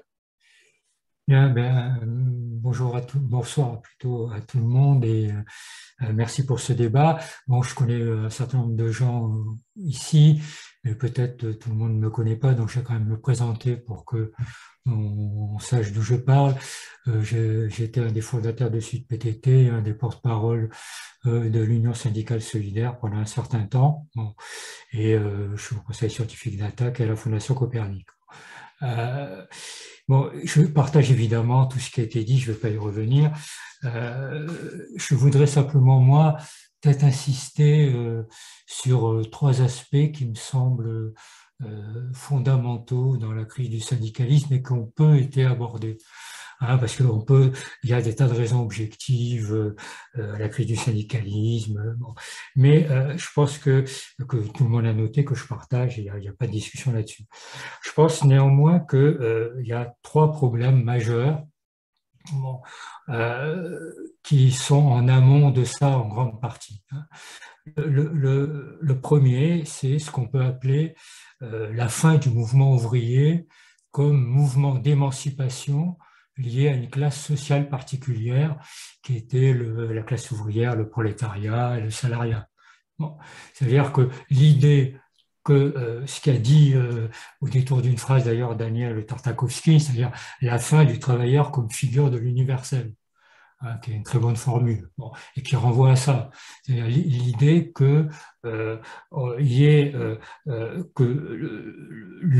la classe ouvrière était porteuse d'un mouvement d'émancipation générale de l'humanité et que derrière ça, évidemment, il y avait une place particulière du syndicalisme, la norme est dans ce mouvement général, qui produisait un imaginaire social qui, en fait, surdéterminait l'identité de classe. Une fois que ça s'est écroulé, à la fin des années 70, dans les années 80, pour des tas de raisons, je n'ai pas le temps, là, je fais des trucs un peu à la hache dans les quelques minutes qui me sont données pour intervenir, eh bien, on passe dans un autre monde. Et on passe dans un autre monde dans lequel ce qui détermine l'identité des individus n'est pas simplement leur appartenance sociologique à la classe ouvrière ou au salariat, mais d'autres choses. Le fait qu'ils soient femmes, par ailleurs, qu'ils puissent être racisés, etc., etc. Donc, il y a des contradictions nouvelles qui étaient un peu étouffées par la domination de la question sociale et qui sont remontés à la surface et qui transforment radicalement la situation. Deuxième point qui est en rapport avec ça, c'est le rapport aux politiques, au sens des partis politiques. Il y a eu une longue bataille assez juste et qui a été plus globalement quand même couronnée de succès, qui était une bataille pour l'indépendance du syndicalisme par rapport aux partis politiques. C'est-à-dire que les stratégies syndicales ne se déterminent pas dans les partis politiques ou au bureau politique des partis politiques, ils se déterminent dans les organisations syndicales elles-mêmes. Mais ça ne veut pas dire l'isolement par rapport aux partis politiques et à toute perspective politique. Or, cette question-là qui renvoie évidemment à la question antérieure, qui est la perspective émancipatrice, est aujourd'hui un problème majeur.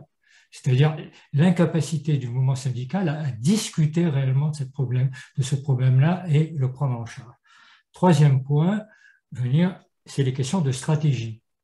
Dans son texte, Jean-Marie Pernaut l'aborde assez brièvement, et il est assez significatif qu'il n'en ait pas parlé dans son intervention. Pour moi, c'est une des questions majeures, ces questions de stratégie. C'est-à-dire qu'on ne peut pas on ne peut pas faire comme si il n'y avait pas eu des défaites sociales, qui étaient des défaites sociales considérables, et analyser les raisons de ces défaites sociales. Alors, il y a toujours des raisons objectives aux défaites sociales, mais il y a aussi des raisons qui sont des raisons sur les stratégies mises en œuvre. C'est-à-dire que quand on voit que, par exemple, il faut des semaines de grève pour que des femmes de ménage d'un hôtel puissent avoir une petite augmentation de salaire, on voit bien qu'on est dans une logique d'affrontement avec les gouvernements, avec le patronat, qui est une logique d'affrontement de haut niveau. Pierre, tu dois conclure. Je conclue là-dessus. Et sur un tout petit point après, 30 secondes. Et donc je pense que le mouvement syndical, dans les grands affrontements qu'il y a eu sur les retraites et sur d'autres sujets, n'a pas été à la hauteur d'un point de vue des stratégies à mettre en place pour pouvoir gagner. Dernier point, en 30 secondes. Non, ça fait 2 derniers points. Là, ok, ça va. Bon, c'était sur l'éclatement. Bon, je t'invite quand même à relire le texte de Jean-Marie, qui n'est pas du tout succinct sur la question de l'échec des stratégies, bien au contraire. Mais le texte ne fait que 20 pages. Jean Malifaux. Oui, bonjour. Jean Malifaux, Copernic et SNESUP, école émancipée d'ailleurs pendant longtemps. Voilà.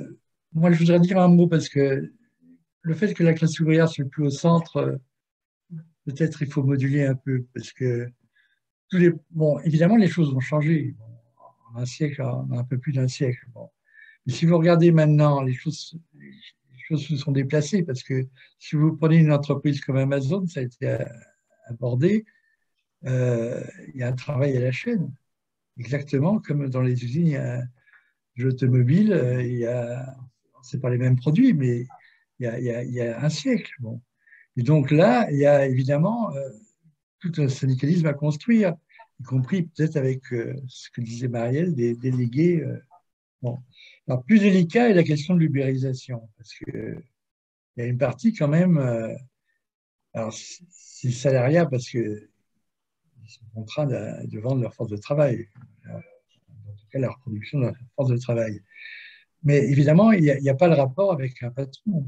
Et là, la question du syndicalisme se pose dans ce secteur-là de façon tout à fait nouvelle. Bon, et on n'a pas de réponse à ça. Donc, ça peut être une piste qu'on pourrait envisager en commun. La deuxième piste que je pense qu'il faudrait aborder, c'est le rapport politique. Alors, sans remonter la charte d'Amiens, quoique, bon, on pourrait avoir un éclairage historique quand même intéressant et renouvelé peut-être maintenant de ce qui s'est passé à la Libération, avec le programme de la Résistance. Bon. Plus récemment, on a vu que le rapport va dans les deux sens. Quand c'est la politique qui se mêle de syndicalisme, c'est un peu la catastrophe. Par contre, quand le syndicalisme se mêle de politique, ça peut être positif. Bon. Alors, le politique qui s'occupe du syndicalisme, le contre-exemple flagrant, c'est la FSU. Quand il a pris l'idée à un secteur du Parti socialiste de finir, parce que le programme commun c'était un peu fini, et ben donc de scissionner la FEN, bon, ça a créé la FSU. Bon. Donc ça, c'est le contre-exemple, sauf que la FSU a pris largement le dessus par rapport à, bon, assez vite, hein, puisque la première échéance électorale interne, on est passé devant la FEN. Bon, alors, bon, après, il y a quoi? Il y a 2005. Du côté 2005, il y a eu, alors petitement, du côté syndical, enfin, il y a Solidaire, il y a petitement mon syndicat, le SNESUP, mais il est intervenu 2 fois quand même dans des meetings. Bon, ça n'a pas donné au-delà de 2005 quelque chose. Ça, on peut le regretter, mais ce n'est pas forcément dans le débat. Mais évidemment, ça a pesé dans le résultat. C'est-à-dire que le fait qu'on ait gagné sur le traité constitutionnel, bon, est en partie quand même lié à ça. Alors après, il y a d'autres choses parce que sur les retraites, je pense que là aussi, il y a eu une espèce de mélange. Bon. Et plus récemment, là, non, plus jamais ça. Bon, ça ne résout évidemment pas tous les problèmes, mais le fait que le mouvement syndical s'intéresse directement à la politique et s'en mêle, en quelque sorte, évidemment bouscule un peu les choses, bon, et n'est pas forcément complètement négatif, au contraire, bon, de mon point de vue. Bon. Mais je pense qu'il y a un éclairage de nous tous là-dessus, y compris sur le fait que la CGT, quand même, et par son secrétaire général, est quand même assez impliquée dans ce genre de questions. Bon, demande, je pense, une analyse un peu serrée de notre part. Voilà, voilà. Merci Jean. Oui, Marie. Oui, bonjour. Donc, Louis-Marie, je suis simultanément membre de Copernic, syndicaliste à Roissy, CGT et sociologue du travail, et surtout sur les questions de santé au travail. Et je voudrais, alors d'abord, première petite chose qui n'est pas le cœur de mon intervention, au niveau de l'international, moi je trouve qu'on ne valorise pas assez ce qui s'est passé avec l'accord Rana Plaza et toutes les discussions sur les lois de vigilance le mouvement, je pense qu'il y a une reconstruction à partir du terrain du mouvement international qui est extrêmement riche et qu'on devrait réfléchir dans ces termes-là. Et puis, voilà, la deuxième chose, c'est que on est quand même dans une situation qui n'est pas si perdante que ça. On a gagné quand même sur les retraites contre le projet de retraite par points. Et même la semaine dernière, il y a eu une grève qui a bloqué les aéroports pendant 4 jours de la sûreté aéroportuaire et qui a été gagnante. Donc, c'est vrai que ce n'est pas très visible, hein, donc, en plus que le transport aérien est un peu en crise en ce moment. Mais enfin, ça a marché et je pense que c'est un vrai point d'appui pour l'avenir. Donc, peut-être sur rebondir quand même sur les propositions de Jean-Marie. D'abord, l'enjeu institutionnel. En fait, moi, il me semble que autant je le percevais comme ça il y a 10 ans, autant aujourd'hui, ça me semble quand même un problème beaucoup moins urgent ni brûlant, à la fois parce qu'il y a quand même beaucoup moins de lieux de concertation, et puis parce que maintenant sur la santé au travail, j'ai pris un peu des responsabilités plus importantes, et au contraire, il me semble que sur les organismes de sécurité sociale ou liés au COCT, au comité d'orientation sur les conditions de travail, les réunions existent, elles ne sont pas très nombreuses, elles ne sont pas préparées parce que le gouvernement ne présente pas ses projets, mais la difficulté, en fait, c'est surtout pour faire le lien, en construire un enjeu public de mobilisation. Et par exemple, il y a eu un groupe de travail depuis 1 an sur les accidents du travail des intérimaires, qui est un sujet central en matière de santé au travail. Il y a eu une incapacité complète du mouvement syndical à faire reprendre ce travail qui était donc dans une institution, à le faire reprendre comme enjeu public. Voilà, donc ça, il me semble qu'il y a la perception qu'on peut avoir de l'enjeu institutionnel me semble un peu différent aujourd'hui. Alors, c'est peut-être lié à la stratégie de Macron, mais pas seulement, quoi. Moi, il me semble qu'il y a 3 grands sujets que je perçois aujourd'hui comme étant les problèmes principaux. D'abord, c'est le remplacement CE, DP et CHSCT par les CSE. Donc, vous n'en avez pas trop parlé. Peut-être que le public aussi est moins concerné pour l'instant. Ça va venir. Et dans le privé, c'est arrivé en fait en même temps que le Covid. Hein. Donc, du coup, on n'a pas encore réalisé ce que ça représentait, cette transformation complète de la représentation dans les entreprises et ce que ça a pu changer aussi dans la constitution des équipes syndicales sur le terrain. Et donc, je pense que, par exemple, par rapport à ce que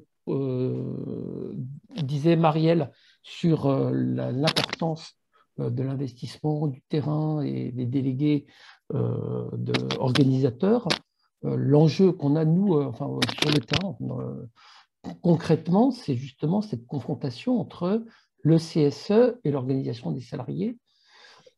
Et voilà, et donc on a un débat sur ce truc-là, une formation très forte des syndicalistes, mais qui est liée aussi donc, à cette période très particulière de transformation de cet organisme de représentation de base qui était la sève du syndicalisme, qui est la sève du syndicalisme, c'est cette relation entre des élus de terrain et les salariés. Deuxième chose, je pense qu'on a un truc qu'on ne mesure pas trop, c'est le problème de la construction et du renouvellement des équipes militantes.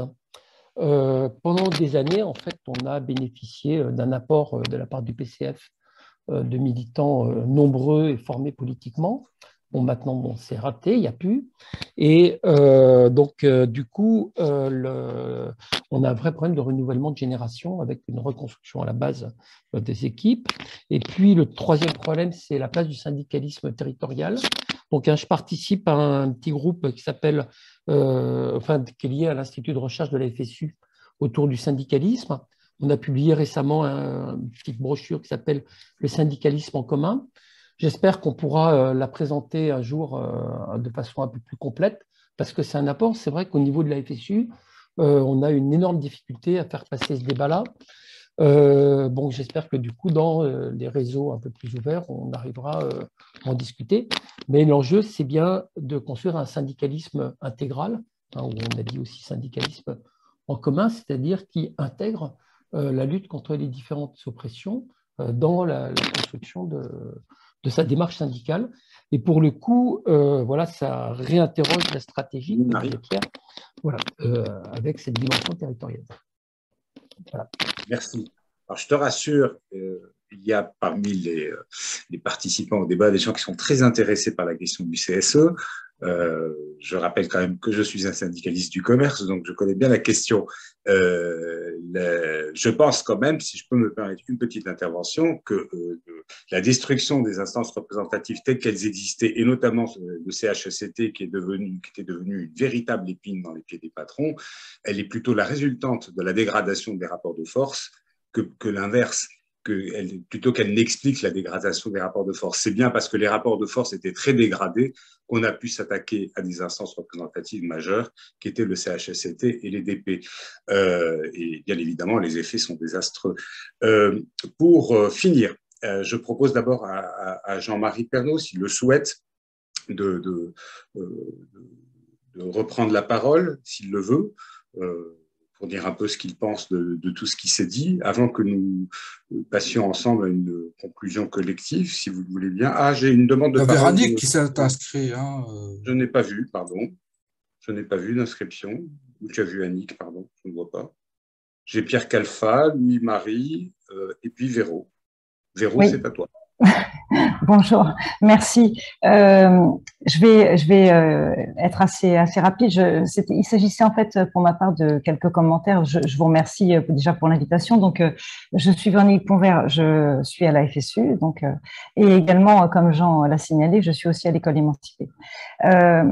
Donc, en ce qui me concerne, moi, je voulais faire quelques remarques par rapport à ce débat que je trouve extrêmement intéressant. Il m'a semblé que, en fait, dans la présentation qui a été faite des atouts du syndicalisme et puis de ses faiblesses et de ses fragilités, il me semble que lorsqu'on parle, par exemple, de lutte qu'on va développer au sein des entreprises, au plus près des salariés, sur ce qu'on peut appeler peut-être des luttes sectorielles, et lorsque justement on met les salariés, on réussit à faire que les travailleurs et les travailleuses soient acteurs et actrices de leur lutte, quand on travaille avec l'auto-organisation notamment, il me semble que ça on sait bien faire. Voilà. Donc en fait, quand on est sur place, quand on n'est pas, malheureusement, quand on n'a pas à déplorer des déserts syndicaux, eh bien en fait, on sait faire et notre boulot de syndicaliste, il rencontre vraiment un vif succès. En tout cas, on réussit ces luttes-là. Il me semble que là où on est un petit peu plus en difficulté, c'est lorsqu'on a affaire à ces luttes où on est un petit peu plus éloigné, peut-être des luttes plus globales, peut-être plus d'envergure, en fait, qui sont moins en prise avec le terrain. Et là, on est peut-être un peu plus en difficulté et peut-être qu'on est plus justement dans la délégation. À mon avis, c'est plus là qu'il faudrait qu'on creuse. Et ce qui me questionne aujourd'hui, moi, c'est que lorsqu'on fait le point là, par rapport à tout ce que j'ai entendu, il me semble quand même qu'on peut lister un certain nombre de choses qui sont de véritables atouts quand même pour le syndicalisme, malgré les difficultés que tout le monde a relevées. Alors, les atouts qu'on a dans notre syndicalisme, par exemple, c'est la permanence, la persistance de l'intersyndical, du syndicalisme de transformation sociale, de cet interprofessionnel. Elle s'inscrit dans une véritable durée, moi je trouve au moins depuis la loi travail, y compris sur le plan local, parce qu'il y a eu aussi des intersyndicales locales qui ont fait ce travail de mobilisation de la loi El Khomri. Donc, des équipes ont vraiment appris à travailler ensemble et elles ont travaillé ensemble dans la durée. Cette interpro, elle a eu une véritable force de mobilisation et ça a été remarqué et ça a été soulevé, notamment dans la grève contre les retraites et cette mobilisation qui s'est inscrite dans la durée et qui a en effet remporté des victoires. On a donc un travail là qui vraiment procède d'un travail de construction d'une unification syndicale au moins du syndicalisme de transformation sociale. On a des tas d'initiatives qui existent de toute façon un peu partout et depuis quelques mois vraiment qui s'intensifient, mais Benoît l'a dit d'ailleurs, en ce qui concerne des stages intersyndicaux, des mobilisations qu'on va mener ensemble, des colloques. Enfin, voilà, on sent bien qu'il y a vraiment un travail qui se construit et puis évidemment, il n'y a plus jamais ça qui existe et qui est vraiment également un atout et en plus une coalition assez inédite. Et donc, il me semble que tous ces atouts, qui sont vraiment de véritables atouts aujourd'hui pour aller vers notre projet d'unification syndicale, il faut qu'on essaye de voir ce qui manque aujourd'hui. Malgré tout, il me semble que c'est la transformation en fait de ce projet sur le plan du mouvement social. Il faut qu'on arrive à transformer, je crois, ces forces-là qu'on est en train de rassembler dans une logique d'affrontement. Ça a été signalé tout à l'heure, le terme a été pris. Donc, dans une logique d'affrontement, en fait, avec ce gouvernement, avec les forces, évidemment, régressives auxquelles on a à faire face, le gouvernement libéral, mais aussi les forces d'extrême droite. Et cette logique d'affrontement, je trouve que c'est ça qu'on a du mal à concrétiser aujourd'hui. C'est peut-être sur des choses sur lesquelles il faut qu'on travaille. Voilà. Merci. Merci beaucoup. Jean-Claude. Oui, donc merci. Donc Jean-Claude, je suis un des co-animateurs de Syndic Collectif. Je ne m'attendais pas vraiment à ça, mais la question du salariat, des transformations profondes du salariat a été pas mal questionnée dans les interventions.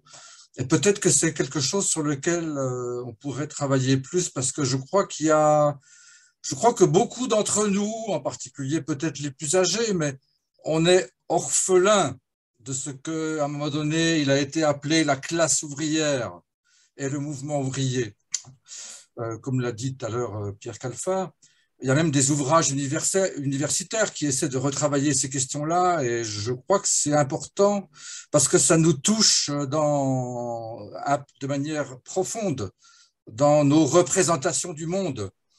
Et à mon avis, alors là je suis peut-être en désaccord avec ce qu'a dit Pierre, en fait la question qui nous est posée, c'est que le libéralisme, le néolibéralisme a complètement dissous ces notions. Il y a toujours des ouvriers et des ouvrières, mais ils ne sont pas au cœur de ce qui se passe dans les modalités imposées par le capitalisme néolibéral à l'échelle internationale pour continuer toujours à extraire la valeur du travail, mais du travail au sens de la multiplicité du travail.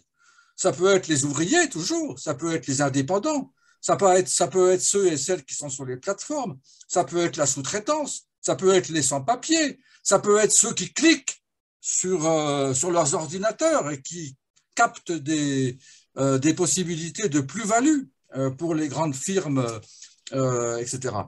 Donc, tous ces trucs-là, on ne les prend pas suffisamment en compte, surtout que s'ajoutent à ça les dominations, les discriminations, les oppressions que les individus ressentent, et il y a un processus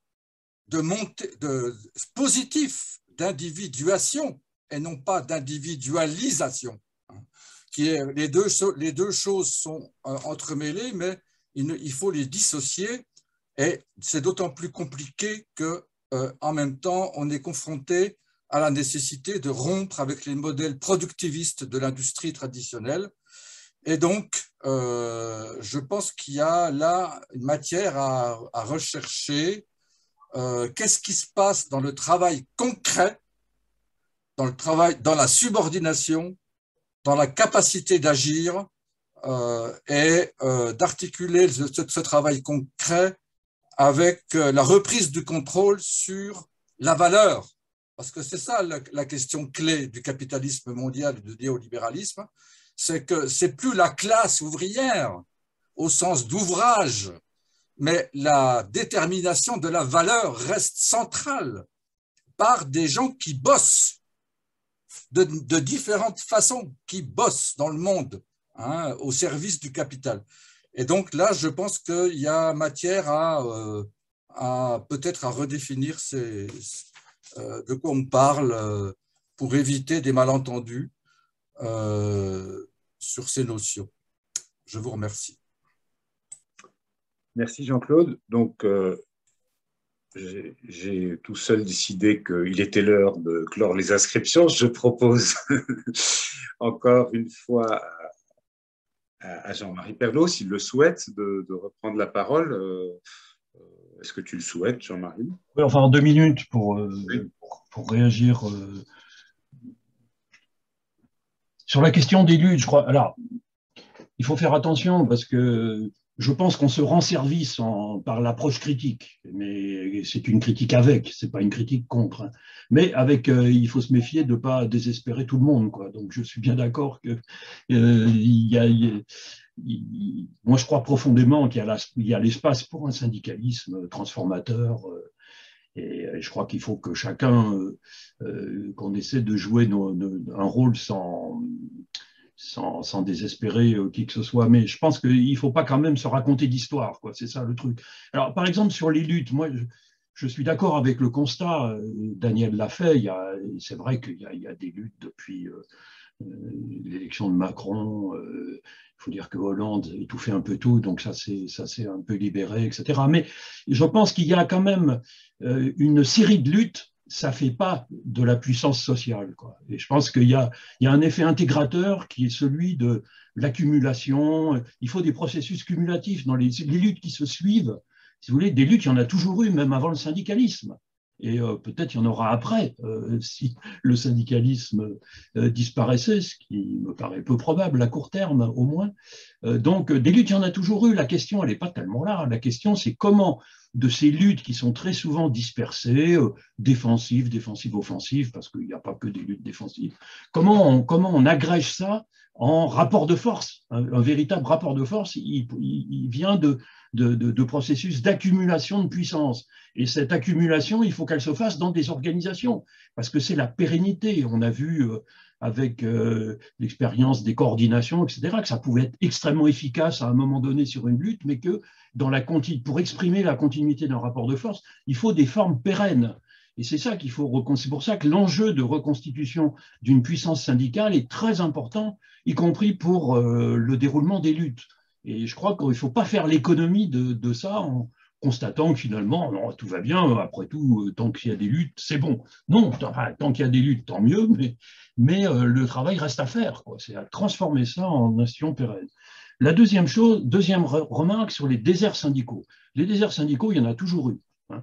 Le problème, c'est que quand le désert progresse à ce point, ça finit par peser, même sur les endroits où le syndicalisme est fort.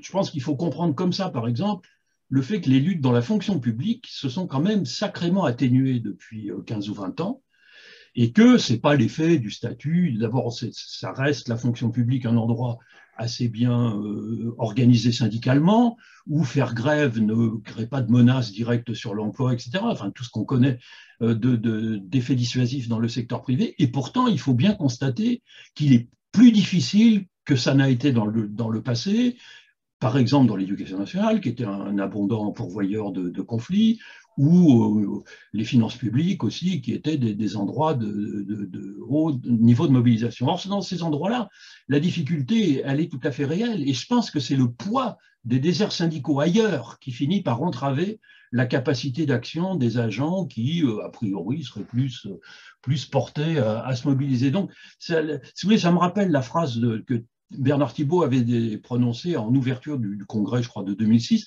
Il avait dit, pour être fort chez soi, il faut être fort partout.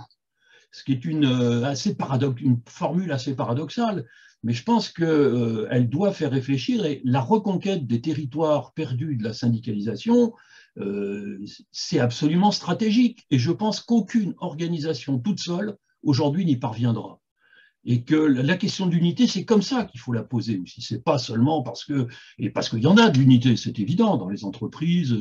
Alors, contre une fermeture d'entreprise, il y a toujours eu l'unité, mais même on peut constituer, Benoît l'a rappelé, dans certains secteurs, on peut avoir de l'unité. Mais il faut concevoir l'unité de manière extrêmement conquérante, c'est-à-dire comment reconquérir le monde du travail dans sa diversité. Et si on se présente à cette bataille en ordre dispersé, on n'y arrivera pas. Parce que la question de l'unité, il ne faut pas tourner autour du pot. On est dans une logique de camp. Il y a de l'unité, mais elle a été bornée. Hein. On ne parle pas de la CFDT, par exemple. Ben, évidemment, il y a de bonnes raisons pour ça. Mais ça ne veut pas dire que la question ne se pose pas. Ça ne veut pas dire que, moi j'avais coutume de dire, il faut récuser la logique de camp tout en organisant le sien. Bon. C'est-à-dire qu'il ne s'agit pas de jouer les naïfs, mais il faut briser la logique des camps, sinon on n'en sortira pas. Parce qu'aujourd'hui, dans le secteur privé, faire avec la CFDT, c'est quasi impossible, et faire sans, c'est tout aussi impossible. Enfin, impossible, moyennant les endroits où il y a des luttes, etc. Enfin, je veux dire, il faut remettre de la dialectique dans les relations intersyndicales sans se contenter d'une logique de camp, parce que ça ne suffira pas, vu l'ampleur du travail qu'il y a à faire. Dernier point sur la question politique. Bon, sur les stratégies, oui, je pense qu'effectivement, j'ai quand même dit des choses, mais sur les rapports avec le champ politique aujourd'hui, bon, la bataille de l'indépendance, elle a été gagnée, hein, si on raisonne en termes de grande confédération, ça ne veut pas forcément dire qu'il n'y a pas d'interférence quand même locale ou sectorielle avec telle ou telle organisation politique. Mais enfin, globalement, tels qu'on les a connus, les problèmes d'indépendance sont réglés. Est-ce que ça empêche le syndicalisme d'avoir des relations avec les partis politiques? Je pense que dans l'état actuel de la gauche, moins ils s'en occupent, mieux ils se porteront. Mais ça ne veut pas dire qu'il y a à tout jamais une barrière infranchissable. Et je pense que si on va vers des périodes de montée de l'extrême droite, etc., ça va avoir des effets mécaniques de rapprochement de tous ceux qui s'affronteront à ces idéologies néfastes. Donc, mais je pense qu'aujourd'hui, la question, c'est plutôt de construire du politique vu du point de vue syndical que d'aller interférer dans les luttes entre les différentes composantes. On ne peut même plus parler des partis d'ailleurs, parce qu'ils sont quand même en pleine défaisance. Donc les différentes composantes politiques, je pense que si le syndicalisme arrivait lui-même d'ailleurs à construire des politiques unitaires, je pense que ça peserait sur le champ partisan beaucoup plus qu'en s'occupant des affaires internes entre les différents candidats présumés à la présidentielle. Voilà, en tout cas, merci pour vos commentaires. Moi, j'en fais mon miel. Je m'en resservirai, j'ai essayé d'aller un peu au-delà de ce texte. L'idée était de le faire grossir, mais finalement, il deviendra un peu autre chose. Je vais en faire un petit bouquin que je suis en train de terminer et qui, je pense, permettra d'aller un peu plus au fond et de manière moins allusive que ce qui est contenu dans certains morceaux de ce texte. Merci.